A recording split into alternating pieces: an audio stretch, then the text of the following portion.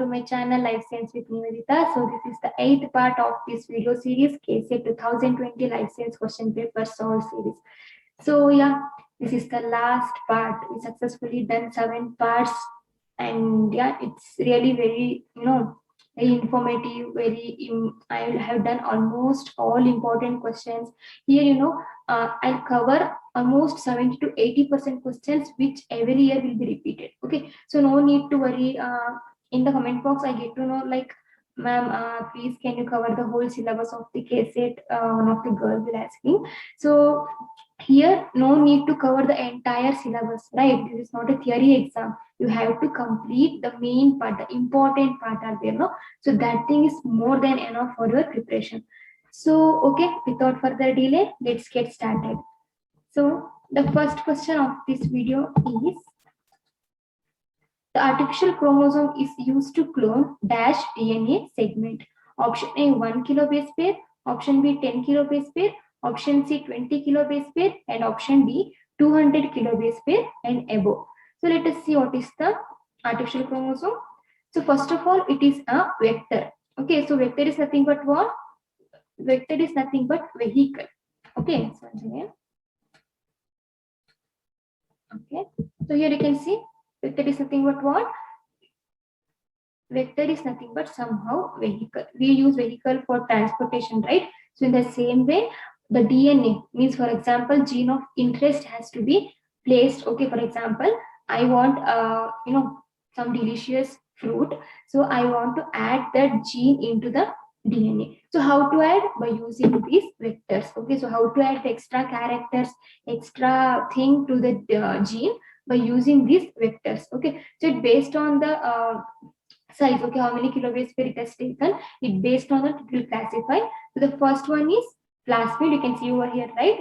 This plasmid will having 10 to 20 kilobase pair of target DNA. Okay, so when come to the bacterial phage, it is having 15 kilobase pair insert, and when come to the cosmid, it is combining with both plasmid and also lambda, it will contain 50 kilobase pair insert. Okay, so the next one is bacterial artificial chromosome. So it is having almost insert that is 150 to 300 kilobase pair. Okay, so next one is yeast artificial chromosome. So here it can insert 1 megabase pair of that insert gene insert. 1 megabase pair will also it can accept it. For example, you may confuse, I think. So this is a gene. This is a gene, that is DNA sequence. So here in this part I have to add something gene which I want to express. Okay, so here what I did, I will use this plasmid as a vector.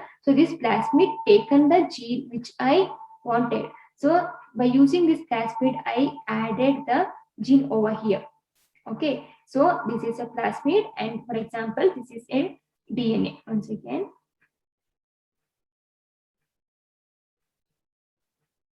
this is a plasmid. Okay, so this is a gene of interest which I used to clone. So what I did in this plasmid, I used to add the gene, whatever the gene I want to know. So I should add this plasmid and add this part. Okay, this plasmid part now, which I added the gene of interest. So I should go and add that part into this our gene. Means whatever I, for example, if any crop, if any animal I used to clone, right? Cloning takes place now by adding the characters to the animal, plants. That is known as cloning. So here what I did, by using this plasmid, I used to clone this to the new thing. Okay, so this is about the vectors. So based on the size which is containing more kb, that is bacterial artificial chromosome and also yeast artificial chromosome. So see here, bac will contain 150 to 300 kilobase pair, and yak will contain 1 megabase pair. Okay, so this is about the vectors. So according to this question, means the artificial chromosome will carry how many kilobase pair? That is 200 kilobase pair and above. Okay, so let us move to the next question. Dash is an area that acts as a boundary or a transition between two ecosystems. Option A, ecocline. Option B, ecotone. Option C, edge effect, and option D, ecological niche. So let us see each of them. So first of all, ecotone is nothing but what? So ecotone is the transition area between two adjacent ecosystems. You can see over here. This is one ecosystem, and here also one ecosystem. So in between one transition area is there, no? This is called as ecotone. Okay, means here one ecosystem, here also one ecosystem, means the ecosystem or the diversity which is present in between two ecosystem, right? So that is known as ecotone zone. Here what happened, two communities will be overlap. Here it is overlap, right, between two ecosystem. This ecotone will be overlap. So this will contains of both bordering elements as well as organisms which are characteristic and restricted to the ecotone. It is somehow like bordering, right? So see here also one border, here also one border. In between these, this ecotone will be present. You can see over here one ecosystem, here one ecosystem. The thing which is present in between this ecosystem, that is known as ecotone. Okay. So now, which is the answer? Means where in which ecosystem we can see the transitional element, that is in the ecotone. Okay. So now move on to the next option, that is ecocline. So here what happened? It is a zone of gradual but continuous change from one ecosystem to another. So how it is changing means, here the main difference in the ecocline is ecocline, right? When compared with the ecocline and ecotone, in this ecocline there is no boundary. In the ecocline, there is no boundary, but in the ecotone, we can see the boundary. In the ecotone, what is the difference? There is a boundary will take place, but in the ecosystem, there is no boundary. Understood, right? The major difference between the ecocline and ecotone. In the ecotone, we can see the boundary. Okay, in the ecotone, we can see the boundary in the ecotone, but in the ecocline, there is no boundaries present. So where there is a no sharp boundary between the two terms, that will called as a ecocline. So here example like environmental gradients like abiotic factors such as altitude, temperature, salinity, depth. Okay, so all these are coming under ecocline. So now move on to the next question. Sorry, next option, that is edge effect. Okay, the name itself says edge, right? So it is nothing but, for example, this is one ecosystem. Okay, so here edge is nothing but what? The surface, right? So here you can see somehow like edges, right? So the organisms or the area which the animals which they lived in these edges are more influenced to edges effect. So we can call it as a habitat patch, because the organisms which present in the middle are more safer than when compared to the edge, right? So you can see over here, see, this is the area which is influenced by the edge effect, that is 30 to 55%, because in the edge more organisms will be present. In the middle also, this is the safest part, because they are in the middle of that, they will not they will not influenced by edge effect. When compared to when the population will decreases, we can see the the edge effect also increase, because here edge is even though edge is less, but they inside the organisms, no, that is less when compared to the edge. So see here also the edge will less, that's why the edge effect will more. So because the width of the edge is relatively constant as the total area becomes smaller. Okay, when the total area becomes smaller, the edge effect become more longer, proportionally more longer. So this is about the edge effect. So it refers to the changes in the population or community structure that occur at the boundaries. As I already said, in the boundaries, no. So where there is changes takes place in the boundary, that will affect the edge effect. So sometimes the number of species and the population density of some of the species in the ecotone is much greater than either community. Okay, so this is called as edge effect. So now come to the next option, that is ecological niche. So first of all, niche is nothing but what? The organism or the animal or anything living, wherever it is survival, no, any species where it is survive, that place we call it as a niche. In the ecosystem, for example, I'm taking the whole ecosystem. In that ecosystem, one species will survive in one such environment, right? So that is nothing but a niche. So for your better understanding, this is a house. Okay, so we can consider this house as a ecosystem. Okay, when come to the niche, there is a room inside the house, right? In our house, a room is compulsory. So we can consider this niche as a room. Understood? The whole ecosystem is considered as a home, and the room in the home is considered as a niche. So niche is nothing but what? The species where it's surviving, no? So that is known as ecological niche. So now see here how ecological niche will affect on the or that is in the species. So here what happened? This area is small, right? This one. This is small area. So the species were present in this area, they will found the new area. So this new area which is empty, which is very big area when compared to the old one. So here some one of this is group 1 species, this is group 2 species. Okay, so here group 1 species will see, oh, we conquer this area, this is very big. Okay, so in the same way this group 2 species also think like here you can see in the group 2 here it is more congested, right? So that's why these species also think to conquer this area simultaneously. So here what happened, this species will loses the old area. See, this is old one, right? Sorry. Okay. So this is old one, right? So by conquering the new area, the species will lose the older one. So see here also the new species will come here. These species also go here. So now what happened? There is a imbalance takes place. Here also in the empty place also congested takes place. So this is what about the ecological niche, means the species when they found the new area bigger than as they're living, they used to occupy that area. So that will leads to losing the initial area where they will initially they have lived. No, they will lose that area because of this conquerness. That is known as ecological niche. Okay. So let us move on to the next question. Which of the following statement about key selected species is false? Highlighted. They are asking false option. Okay. So option A, minimal parent care. Option B, fewer of offspring. Option C, large body size. Option D, long life expectancy. So let us see.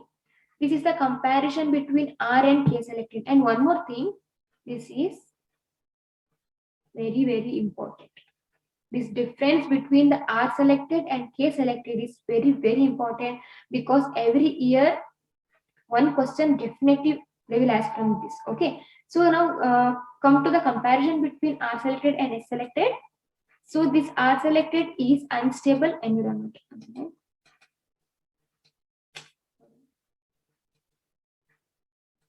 So this R selected is there, no? So this is present in the unstable environment. Okay. So when come to the K selected, this is stable highlighted.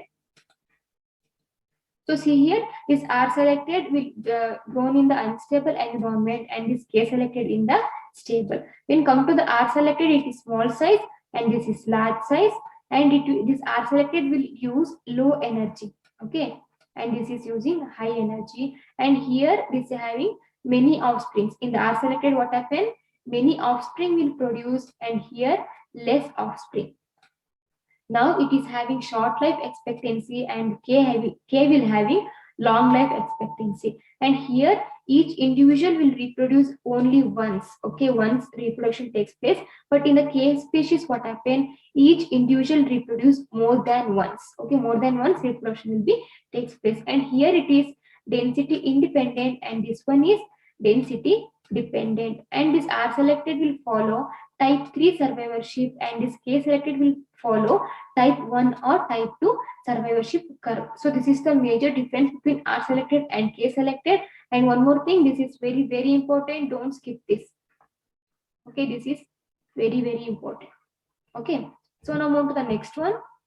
According to this, which is the answer? Minimal parent care, because they are asking in the question false statement. So when come to the K selected species, so see here in the K selected species, it is less offspring. So less offspring is nothing but what? Minimal parent care is high. Okay, so here what they will mention? Minimal parent care. No, here the K selected, the parent care is maximum. Okay, the parent care is maximum in the K selected and minimum in R selected. Okay, so now move on to the next question. Miller experiment on abiotic synthesis showed what? Option A, life can be created in the lab. Option B, if all the components of life are provided, a primordial cell will be formed in the lab. Option C, simple molecules can give rise to complex molecules. Option D, atoms can combine to give molecules. So let us see what is Miller experiment. So here the Stanley Miller and Harold Urey conducted experiments trying to recreate the conditions of prebiotic earth. They succeeded in creating organic molecules. Miller and Urey concluded that organic compounds could have formed on prebiotic earth. Okay, so here they will concluded that simpler molecules is there, no? So that is can be give rise from the complex molecule. You can see over here, this is the experiment the Miller and Urey conducted. So here what they will do, they will use to boil the water by giving heat. Okay, so you see here, heat will be given, the water will be boiling. So when water boiling, what happen? It will convert it into vapor, right? So that vapor will go and collect it in this chamber. So here they will add the electric spark. Okay, here the electric spark will stimulate the lightning storm, and here what happened? Some molecules will be generated. That is energy from the spark. When the spark is stimulated, no, so by this energy, the many molecules will be generated. So that is methane, ammonia, hydrogen, and also water. So now what they did of sparkling is nothing but what here high energy. So they have to cool this. So after the cool by using the condenser, the hot gases in the spark chamber are cooled.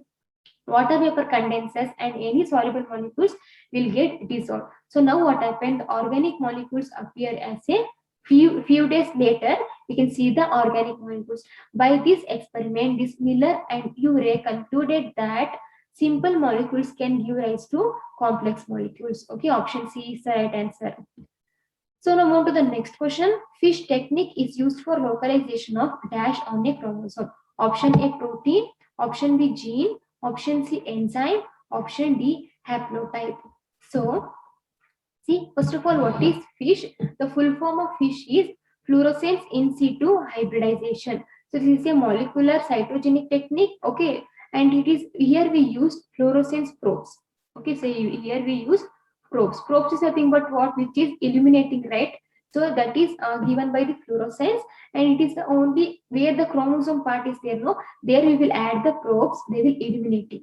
Okay, so it was developed by biomedical researchers in early 1980s. So it is a technique used to detect the presence or absence and location of specific gene. Okay, so understand now. So why the fish technique will be used? To know and also to detect the presence or absence and location of the specific gene sequences. So now fish is a process which vividly paints chromosomes and the portions of the chromosome with fluorescent molecules. As I already mentioned, we added some probes, right? So probes will give what? Probes will give? It will give the fluorescence.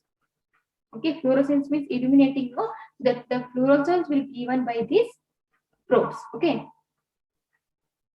So now see how the process will take place. So here it is a DNA which is adding the probes.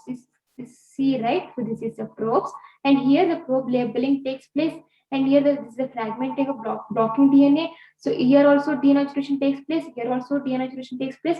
So now what happened? The hybridization will be occur. Okay, after the denaturation in the slide preparation, what happened? These two will hybrid means what? Mix, right? So here the probe, here this probe denaturation and also this denaturation of the blocking DNA will get hybrid. Okay, will get mixed together. So now what happened? After the hybrid takes place, it has to undergo in situ hybridization. See here how it is undergo. Here also replication takes place. Here also replication takes place. So when replication takes place, we can see the detect the probe. So see, this is the probes. Okay, so here something like this, no?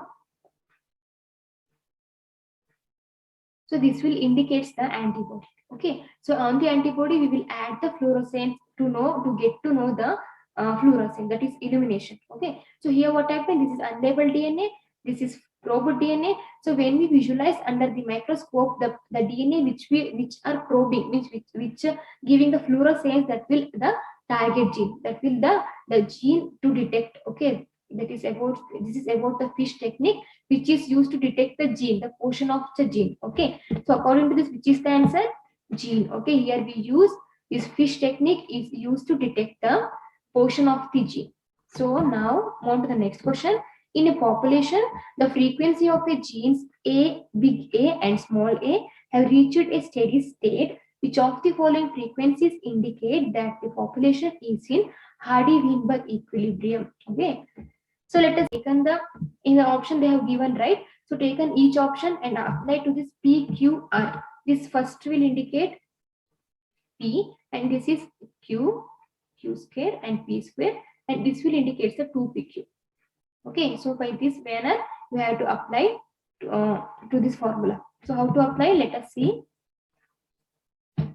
So see here, this is P square plus 2PQ plus Q square is equal to 1. So I have taken second option. So P square I will got in second option 0.49. So I will reduce it to P, I got 0.71, and also 2PQ value is 0.42 and Q square value is 0.09, and when reduced it to Q I got 0.3. So I just apply apply this according to this formula. So P is nothing but 0.7 square, that is, and also 2PQ value I applied. So after applying, I will just add these three things. Okay, I will add 0.49 plus 0.42 and also 0.09. I got value 1 because according to this Hardy-Weinberg equilibrium, the value has to be equals to 1. Okay, so I got 1 equals to 1. That's why option 2 is the right answer. That is 0.49, 0.42 and also 0.09 is the correct answer.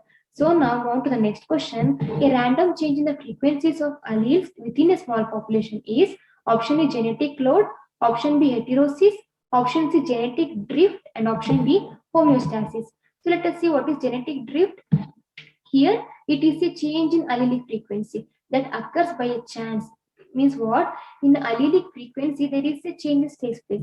Suddenly this change takes place because of reason, maybe whatever it may be. Okay, maybe it in environment reason, maybe it is something related to organisms reason, whatever the reason is. But here what happens in the genetic drift, there is a change in the allelic frequency takes place. Okay, so that occur by a chance because only some of the organisms of each generation reproduce. So it is most noticeable when a small number of individuals are separated from the rest of the large because there is some reason, right? For example, here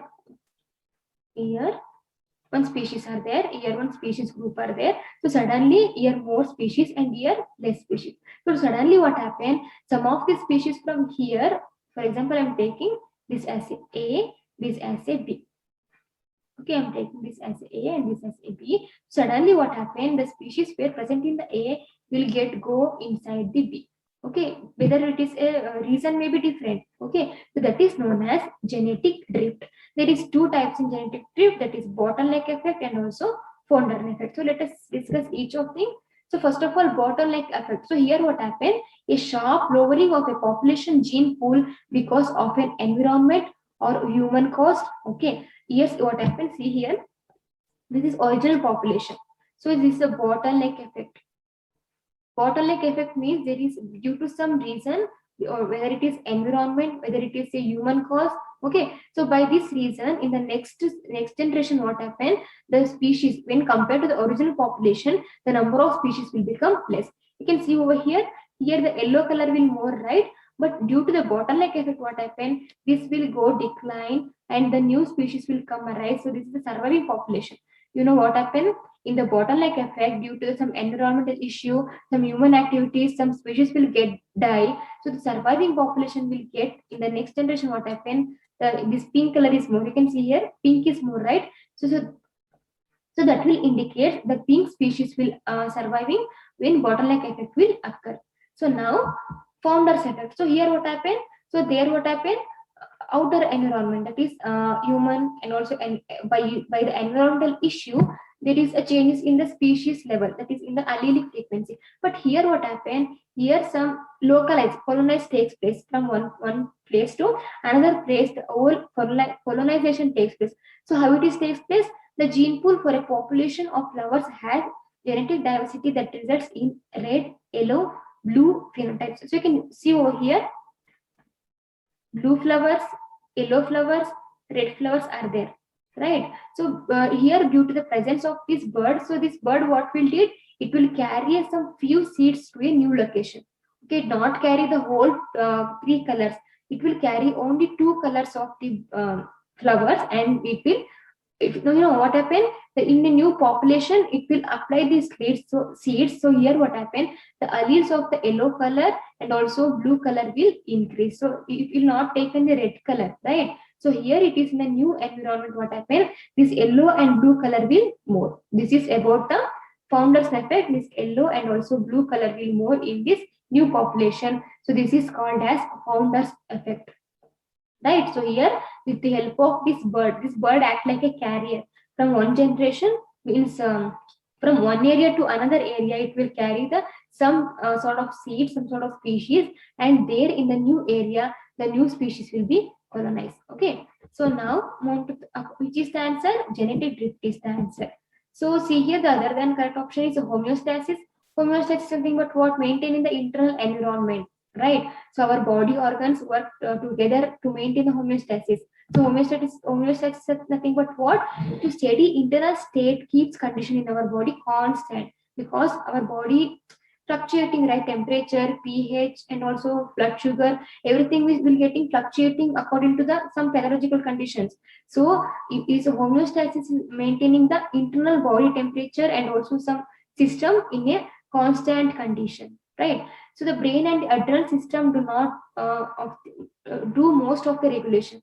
This brain is a master gland. It has to be regulated in a very specific manner. That's why in that organ, the homeostasis will take place in a regulating manner, right? So now move to the next question. In the evolutionary time scale, monkeys, apes, and other mammals evolved during dash period. Option A, quaternary. Option B, tertiary. Option C, Cambrian, and option D, Cretaceous. So this question is based on the geological time scale. Okay, this question will come definitely. Okay, every year one question from this compulsory. Okay, so see here, this is based on the geological time scale. So what is geological time scale? There is one master chart is there. You just go through the chart. So see here, this is the geological time scale chart, means from year, okay, from million years together, human and also animals will got evolved, right? So for example, our in the movies and all we see, right, dinosaur was there once upon a time, dinosaur was there, and some dinosaur diversity, Jurassic, some something they heard, right? So this is what the geological time scale, they got evolved by generation. So see here, in the question what they will ask, the mammals and the apes will get evolved in the which period? So see here, you can see the apes right here, the mammal. So after the tertiary, it will got evolved. So answer it tertiary. So just go through this slide. Okay, this Jurassic, they may be asked. Okay, this Devonian, Ordovician, Silurian, Devonian, Cambrian, Permian, Cretaceous. This is very, very important.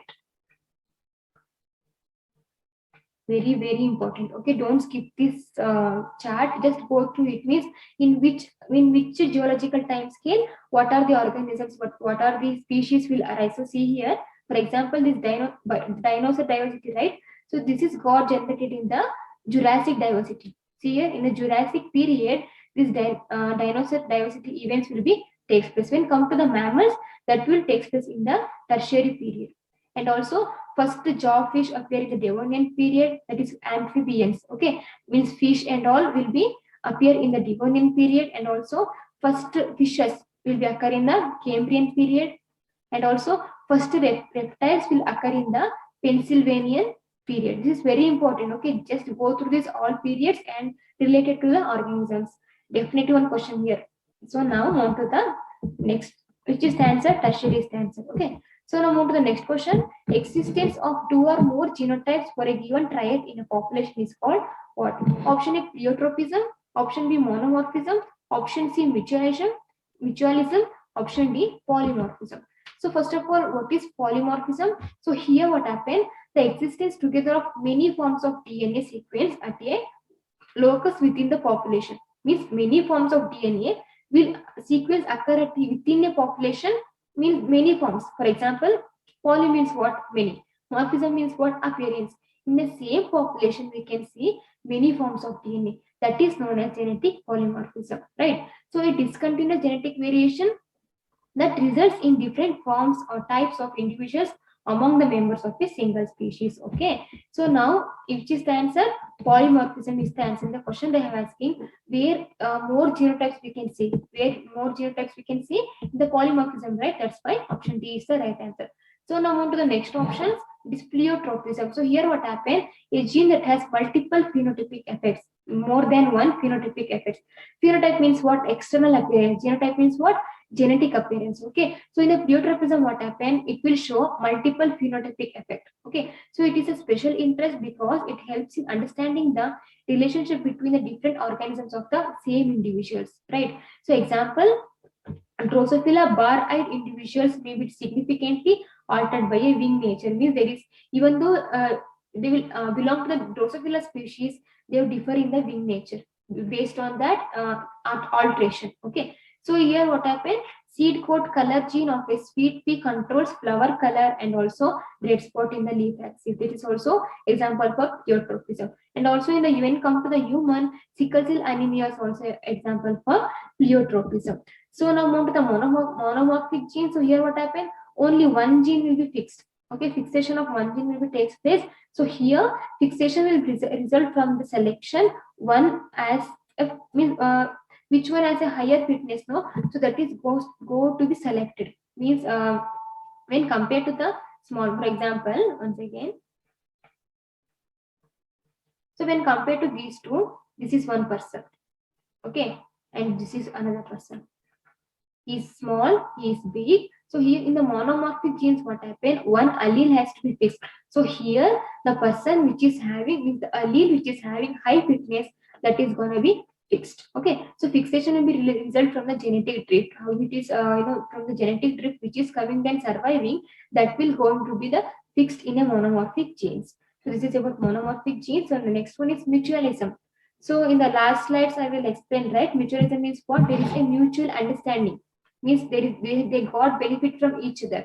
So both organisms benefit from a relationship. Example, bird living on the top of the rhino, the bird eats the insects off and the rhino will protect the bird. Okay, here what happened? The rhino will protect the bird, instead of that it will eat the insects off. Okay, so now on the next question. Female wasp has have a choice of being a single foundress. She builds a nest and lays eggs. Alternatively, she can join a colony of wasps and help in the colony activities, but cannot breed.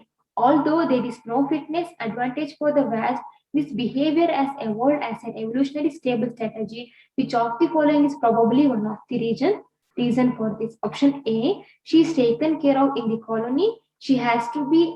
Option B, she has a chance of taking over as the queen and then breed. Option C, she can lay her eggs in the colony even though she is not supposed to do so. Option D, she has less work to do since other members share the work. So which is the answer? First of all, what is the characteristics of this wasp? Means just like similar to honey. Honey bee are right. So in the honey bee there are many types. That is, worker bee, queen bee. So like this, many types are there, no? So here also same thing happened. Here the female caste, that is dimorphic. That is the female caste, that is female wasp, which is dimorphic, that is queen and also worker. So age poly, that is a wherever the newly emerged workers, no, that will involve in the nest construction and also food distribution. Okay, so the middle-aged workers, okay, middle-aged workers will involve in the foraging, and the old-age workers will involve in the gardening, right? This is the partition. In the species together, they will get partition the work. You do, food distribution. You do the foraging work, and also you do the gardening work. Okay, this is about the wasp reproduction. So according to this, which is the answer? So here, this wasp has a chance of taking over as a queen and then breed. So initially, as a worker, also they can breed the big one. The queen, no, the queen has to be bred. The worker is not involved in the reproduction. The only queen is there, no, the queen is only involved in the reproduction of this wasp. It's similar to the bee itself. In the bee also the same thing happening. Okay. So now on to the next question. Which of the following is responsible for evolution of multi-gene families? Option A, gene duplication and inversion. Option B, unequal crossing over and translocation. Option C, random mutation and deletion. Option D, both duplication and unequal crossing. So this question is based on chromosomal aberration, right? Chromosomal aberration. So already in the, I think in the first or second parts, we did this chromosomal aberration, that is deletion, inversion, duplication and all done, right? So here the chromosomal deletion and duplication. So here what happened? Duplications are another type of abbreviations in chromosome structure and specifically refer to a chromosome having a duplicated segments of DNA. Random duplication can have their own phenotype, that is bad phenotype. Here what happened? Unequal crossing over takes place. Okay, so that's why which is the answer. Both duplication and also unequal crossing takes place in this, which case? In the multigene families case. Okay. So now to the next question. Who proposed the great chain of being in the field of evolution? Option A, Wallace. Option B, Linnaeus. Option C, Aristotle. Option D, Anaximander.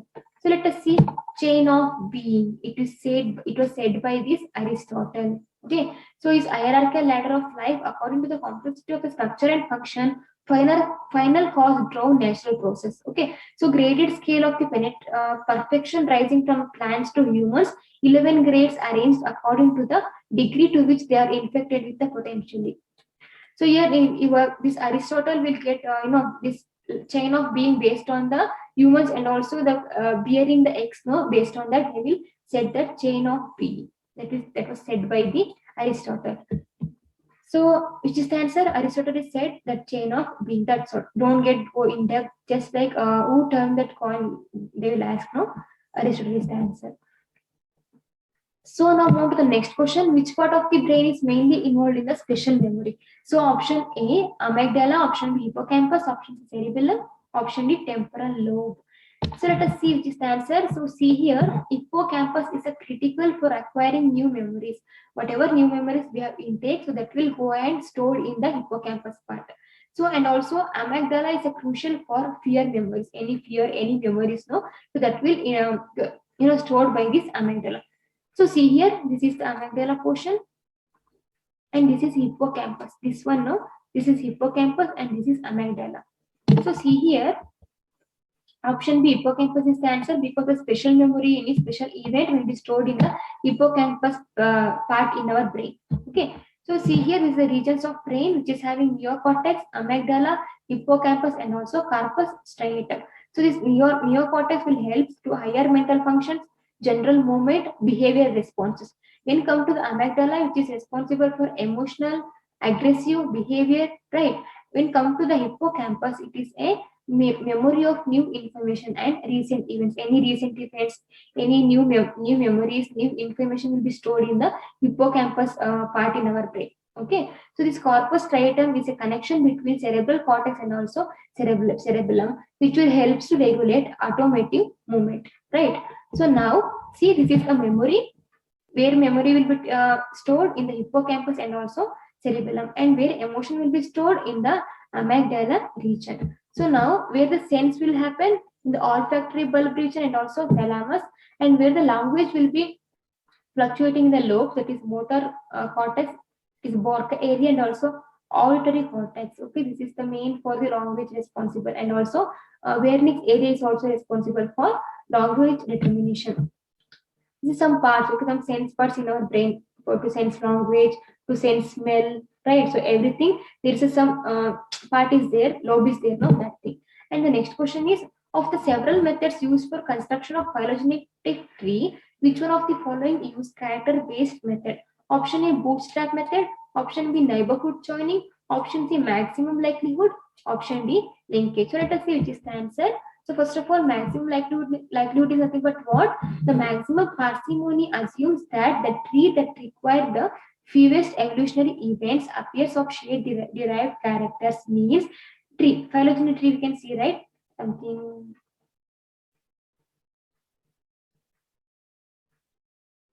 like this.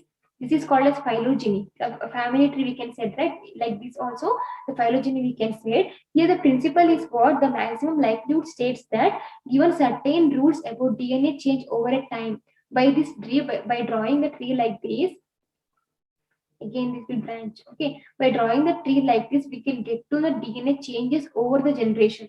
That is, evolution takes place, right? Every every generation, the evolution will be takes place. So by this, by this tree, we can get to know the sequence of the evolutionary events, and also if any DNA changes will be occur, those things also we can get to know by this tree. So which is the answer? Maximum likelihood we can use, that is construction of phylogenetic tree, which is the character based method, that is maximum likelihood, means which of the maximum matching will takes place, no? So that will affect for the phylogenetic effect. So see this is, so see this is the phylogenetic and its classification. You can see the phylogenetic, right? This is a class, order, family, genus. So in the genus also there is phylogenetic takes place, that will linking with the evolutionary history and ancestor history, all are depend here.